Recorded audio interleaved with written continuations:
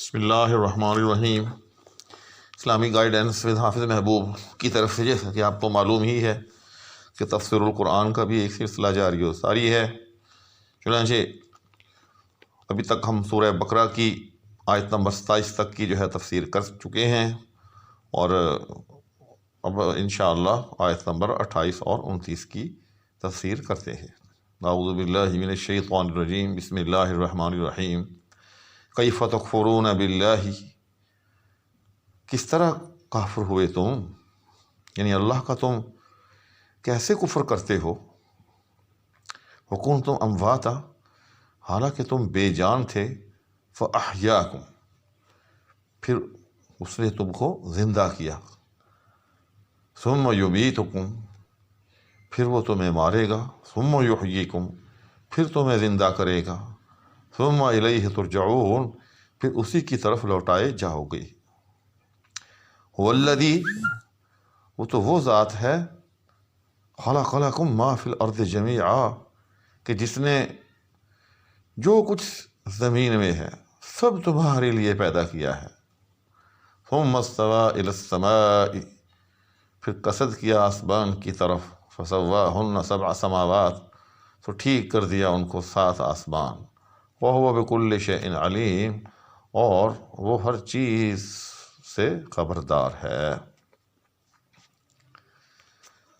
تو جیسا کہ میرا دستور ہے کہ میں آیت کی تفسیر کرنے سے پہلے اس کا جو ما سبق سے یا ما قبل سے جو ربط ہے وہ بیان کیا کرتا ہوں، چونکہ جب تک ربط معلوم نہ ہو اس وقت تک معانی کا صحیح ادراک نہیں ہو سکتا۔ چنانچہ آپ کو یاد ہوگا کہ سورہ بقرہ کے شروع ہی میں اللہ جل شانہ نے یا ایھا الناس اعبدوا ربکم الذی خلقکم، کہ اے لوگو اللہ کی عبادت کرو جو تمہارا رب ہے، جس نے تمہیں وہ پیدا کیا، الذی خلقکم والذین من قبلکم، کہ جس نے تم کو بھی پیدا کیا اور تم سے پہلوں کو بھی پیدا کیا۔ تو اللہ تعالیٰ نے جب عبادت کرنے کا حکم دیا تو ساتھ میں اپنے رب ہونے کے چند در چند دلائل وہ بیان کیے ہیں، جن میں سب سے پہلے اپنا رب ہونا اور پھر خالق ہونا، اگرچہ دونوں کا تقریباً ایک ہی معنی ہے۔ ظاہر ہے جو خالق ہوگا وہی رب ہوگا، اور جو رب ہوگا وہ خالق بھی ہوگا۔ تو اللہ تعالیٰ نے اپنی تخلیق کا ذکر کیا کہ میں تمہارا خالق ہوں۔ جب میں تمہارا خالق ہوں تو پھر میری تم کیوں عبادت نہیں کرتے؟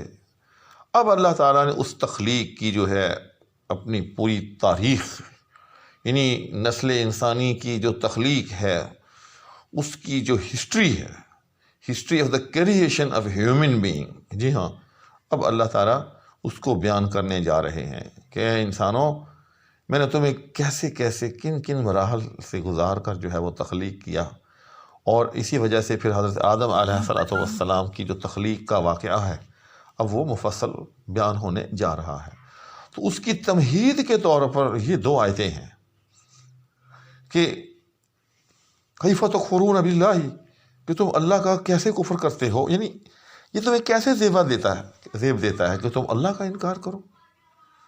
اتنے بڑے بڑے دلائل تمہارے سامنے ہیں، ان دلائل کے باوجود تم اللہ کا انکار کرو، یہ تمہیں زیب نہیں دیتا۔ یہ عقل سلیم اس بات کو تسلیم نہیں کرتی۔ اور بھلا وہ کیسے؟ فرمایا وَكُنْتُمْ أَمْوَاتًا، کہ تم بے جان تھے، یعنی تمہاری جو حیثیت تھی وہ بے جان کی تھی۔ اچھا، اس میں یہ بھی ایک چیز سمجھ میں آتی ہے کہ انسان موجود، یعنی اپنی پیدائش سے پہلے بھی موجود ہوتا ہے، لیکن وہ مردہ حالت میں ہوتا ہے، یعنی ابھی وہ موجود نہیں ہوتا۔ تو اس کی وہ جو ایک کیفیت ہے وہ بھی ایک طرح سے ایک وجود رکھتی ہے، لیکن وہ وجود کیسا ہے، وہ حالت کیسی ہے، وہ موت کی حالت ہے۔ اس لیے قرآن کہتا ہے وَكُنْتُمْ أَمْوَاتًا، کہ تم بے جان تھے، یعنی نطفہ میں جان پڑنے سے پہلے تم بے جان تھے، یعنی پہلی سٹیج فَأَحْيَاكُمْ، پھر تمہیں زندہ کیا۔ اب یہ سیکنڈ سٹیج میں آ گئے، یعنی فرسٹ سٹیج ہماری کیا ہے؟ جب ہم تھے نہیں، یعنی موجودہ حالت میں نہیں تھے، اگرچہ اللہ کے علم میں موجود تھے، اس کے علاوہ اس حالت میں موجود تھے کہ اللہ نے ہم سے جو ہے وہ عہد لیا، الستو بربکم، کہ کیا میں تمہارا رب نہیں ہوں. ہماری ارواح جو ہے وہ پیدا ہو چکی تھی، تو وہ ہماری فرسٹ سٹیج تھی. پھر سیکنڈ سٹیج فاحیاکم، پھر اس نے تمہیں زندہ کیا، جو اس وقت ہماری سٹیج ہے جب ہم دنیا میں زندہ ہیں. ثم یمیتکم، تھرڈ سٹیج، کہ پھر تمہیں مارے گا، جو کہ ایک نیچرل ڈیتھ انسان کی ہوتی ہے. ثم یحییکم، پھر تمہیں زندہ کرے گا، یعنی دوبارہ زندگی. تو یہ فورتھ سٹیج، یہ چوتھی سٹیج ہو گئی. تو مطلب یہ ہوا کہ 4 سٹیجز میں سے ہم گزرتے ہیں، 4 قسم کے تغیرات ہم دیکھتے ہیں. پہلی سٹیج کہ جب ہم تھے ہی نہیں، دوسری سٹیج کہ جب ہم موجود ہو گئے، ہمیں زندگی مل گئی، تیسری سٹیج کہ ہم مر گئے، اور چوتھی سٹیج کہ ہم پھر دوبارہ قیامت کے دن زندہ ہوں گے. تو ان 4 سٹیجز میں سے جب ہم گزرتے ہیں تو بھلا ہم پھر بھی اللہ تعالیٰ کی ذات کو نہ پہچانے، یہ ممکن نہیں. جیسا کہ سورہ زمر میں قالوا ربنا متنا سنتين واحييتنا سنتين فاعترفنا بذنوبنا فهل الى خروج من سبيل. قیامت کے دن مجرم اللہ تعالیٰ کے آگے اقرار کریں گے، قالوا ربنا امتنا سنتين واحييتنا سنتين، یا اللہ تو نے ہمیں 2 موتیں چکھائی، جن کا ذکر اب یہاں آپ دیکھ رہے ہیں. وحییتنا سنتين، اور اے اللہ تو نے ہمیں 2 مرتبہ زندہ کیا، ایک مرتبہ اس دنیا میں، ایک مرتبہ قیامت کے دن. فاعترفنا بذنوبنا، لہذا ہم اعتراف کرتے ہیں اپنے گناہوں کا. فهل الى خروج من سبیل، کیا اب کوئی جہنم سے نکلنے کی سبیل ہے، کوئی راستہ ہے؟ ظاہر ہے جو کفر پہ مرا ہوگا اس کے نکلنے کی کوئی سبیل نہیں ہوگی. تو 4 قسم کے تغیرات، 4 قسم کی سٹیجز، 4 قسم کے سرکمسٹانسز کو دیکھ کر بھی اللہ تعالیٰ پر ایمان نہ لانا، یہ بڑا عجب لگتا ہے. اسی لیے اللہ تعالیٰ اس آیت کا آغاز اس صیغے سے کرتا ہے، کیف تکفرون، کہ تم کیسے کفر کرتے ہو. یعنی عقل سلیم تو کبھی بھی اس بات کو نہیں مانیں گی. آپ فرمایا ثم الیہ ترجعون، اور انجام کر ان سارے تغیرات میں سے گزرنے کے بعد لوٹائے اللہ کی طرف جاؤ گے. پھر آگے فرمایا هو الذی خلق لکم ما فی الارض جمیعا، وہی تو ہے جس نے تمہارے لیے پیدا کیا ہے جو کچھ بھی اس زمین کے اندر ہے.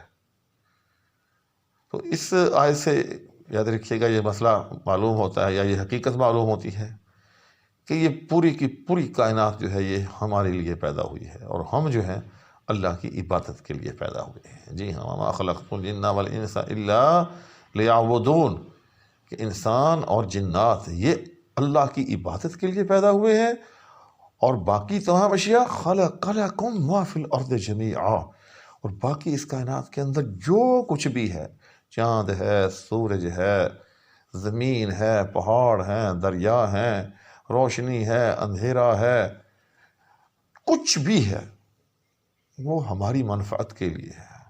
باقی پھر یہ ہے کہ منفعتیں 2 قسم کی ہوتی ہیں. بعض چیزوں سے ہم براہ راست منفعتیں حاصل کرتے ہیں، جیسے یہ گندم ہے، چاول ہیں، یا یہ حلال جانور ہیں، ہم ان کو براہ راست جو ہیں وہ ذبح کرتے ہیں، کھاتے ہیں. اور بعض قسم کی چیزیں وہ ہیں کہ ان کی منفعت جو ہوتی ہیں وہ ہمیں بالواسطہ طور پر پہنچتی ہیں، جیسے یہ بہت سے موذی جانور جو ہمیں بظاہر موذی نظر آتے ہیں، جیسے یہ سانپ ہے، بچھو ہے، چوہے ہیں، کیڑے مکوڑے، اور پتہ نہیں کون کون سی چیزیں ہیں، حتیٰ کہ ان کے مارنے تک کا بھی حکم ہے اگر وہ ہمیں تنگ کریں، لیکن بالواسطہ طور پر ان کی کوئی نہ کوئی منفعت ہے. جی ہاں، بہت دفعہ یہ چیزیں پروو ہو چکی ہیں کہ بعض اوقات کئی ممالک نے جو ہے وہ چوہوں کو مارا یا بلیوں کو مارا، لیکن جب ان کو بڑی تعداد میں مارا گیا تو پھر جو ہے پتہ چلا کہ ان کا تو ایک یہ بڑا فائدہ تھا. اس کے نتیجے میں جو ہے کئی ایسی چیزیں نمودار ہوئیں کہ انہیں پھر اپنے فیصلے پر پچھتانا پڑا. تو بات کرنے کا مطلب یہ ہے کہ اس کائنات کے اندر جو کچھ بھی ہے وہ ہماری منفعت کے لیے ہے. بعض چیزوں سے ہم ڈائریکٹلی جو ہے وہ منفعت حاصل کرتے ہیں، انہیں استعمال میں لاتے ہیں، اور بعض چیزیں وہ ہیں کہ جن سے ہم بالواسطہ طور پر ہم مستفید ہوتے ہیں، اگرچہ ہمیں ان کی معرفت جو ہے سر دست معلوم نہیں ہوتی۔ جی ہاں، ہمارا علم جو ہے وہ بڑا قلیل ہے، وما اوتیتم من العلم الا قلیلا۔ یہ جو حکماء ہوتے ہیں جن کو حکیم کہتے ہیں، وہ یہی تو کام کرتے ہیں کہ وہ چیزوں پر غور و خوض کرتے ہیں، وہ چیزیں جو بظاہر ہمیں ان میں کوئی منفعت نظر نہیں آتی، لیکن وہ تحقیق کے بعد ان میں ہمارے لیے کوئی منفعت تلاش کرتے ہیں، حتیٰ کہ پھر وہ دوا کی صورت کے اندر جو ہے ہمیں وہ پیش کرتے ہیں۔ آگے فرمایا ثم استوى الى السماء فسواهن سبع سماوات، یعنی پھر اس نے جو ہے آسمان کا قصد کیا۔ تو یہ کائنات کی تخلیق کا ذکر ہے کہ اللہ نے جو ہے تمہیں پیدا کیا تمہاری منفعت کے لیے، زمین اور پھر زمین کے اندر طرح طرح کی جتنی چیزیں ہیں وہ تمہاری منفعت کے لیے پیدا کی، اور پھر 7 آسمان جو ہیں وہ بنائے۔ چنانچہ یہ 7 جو آسمان ہیں ان کی بھی ایک طرح سے منفعت ہم انسانوں کے لیے ہی ہے، وہ ایسے کہ ہم ان آسمانوں کی بڑائی کو دیکھ کر، ان آسمانوں کی اونچائی کو دیکھ کر، اور ان آسمانوں کے اوپر چاند، سورج اور ستاروں کو دیکھ کر اللہ کی جو ہے عظمت کا احساس جو ہے وہ ہمارے دلوں میں پیدا ہوتا ہے، ہم اس احساس سے مالا مال ہوتے ہیں اور نتیجتاً اللہ تعالیٰ کے آگے جھکتے ہیں۔ اس کے علاوہ ان آسمانوں میں ظاہر ہے چاند ہے، سورج ہے، ستارے ہیں، وہ تو براہ راست ہماری منفعت کے لیے ہی ہیں۔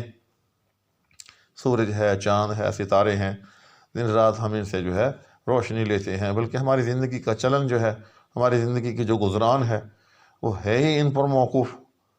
تو سچی بات یہ ہے کہ انسان جو ہے وہ اللہ کی عبادت کے لیے پیدا ہوا ہے، اور باقی ساری کی ساری کائنات جو ہے وہ گویا کہ ہم انسانوں کی منفعت کے لیے جو ہے وہ تخلیق کی گئی ہے۔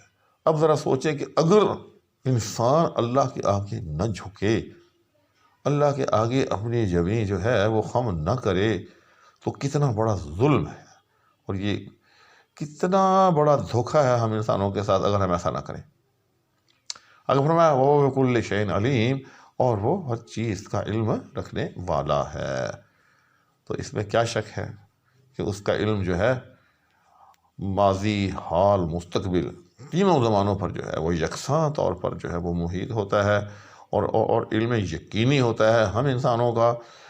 اللہ کے علاوہ جس کا بھی جو علم ہے، یاد رکھیے گا وہ عطائی ہے، وہ ذاتی علم نہیں ہوتا، ٹھیک؟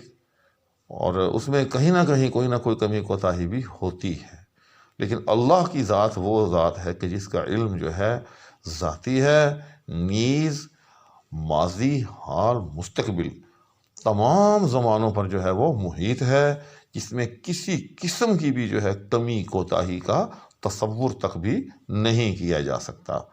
چنانچہ آج ہم نے جو ہے وہ 2 آیتیں کی، آیت نمبر 28 اور 29۔ میں آپ سے یہ التماس کروں گا کہ چینل کو ضرور سبسکرائب کر لیں، اور ساتھ میں بیل آئیکن پر پریس بھی کر لیں اس کو، تاکہ جو بھی نئی ویڈیو اپلوڈ ہو وہ آپ کو جو ہے اس کا پتہ چلتا رہے۔ اس دعا کے ساتھ کہ اللہ تعالیٰ ہمیں اپنی عافیت میں رکھے۔ السلام علیکم ورحمۃ اللہ وبرکاتہ۔